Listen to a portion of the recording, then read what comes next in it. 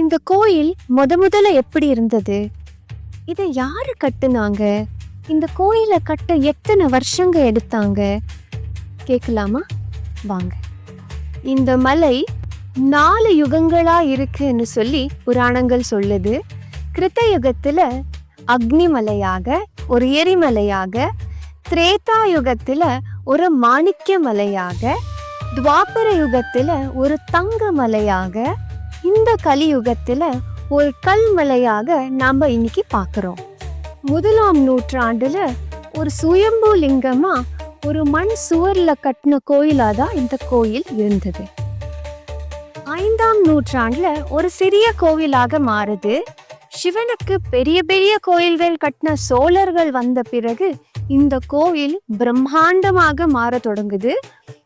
9ஆம் நூற்றாண்டுல ஆதித்ய சோழர் இந்த கோயில கருங்கல்லில கட்டி 10ஆம் நூற்றாண்டுல அவரோட வாரிசுகள் இந்த கோயிலோட பிரகாரங்களை கட்டி முடிக்கிறாங்க.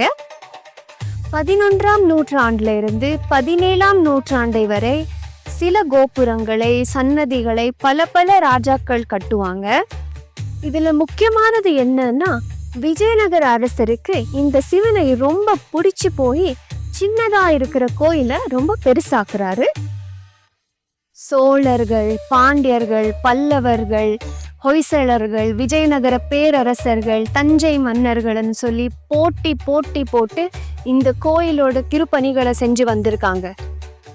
ஒரு 1000 ஆண்டுகள் எடுத்து கட்டின ஒரு பிரம்மாண்டமான கோயில் இது. இந்த கோயிலோட தல விருட்சமான மகிழ மரத்துக்கு கீழே நின்று பார்த்தா இந்த கோயிலோட 9 கோபுரத்தையும் நீங்க தரிசிக்கலாம். அந்த சிவனே மலையா காட்சி தர்றதுனால இந்த கோயிலை சுத்தி வர்றதை விட நீங்க இந்த மலையை சுத்தி வர்றதுதான் இந்த கோயிலோட மிகப்பெரிய சிறப்பு. இந்த வீடியோல இந்த கோயில் கட்டினது யாரு, இந்த சுவாமி எப்படி வந்தாரு, இத பத்தி நம்ம பார்த்தோம்.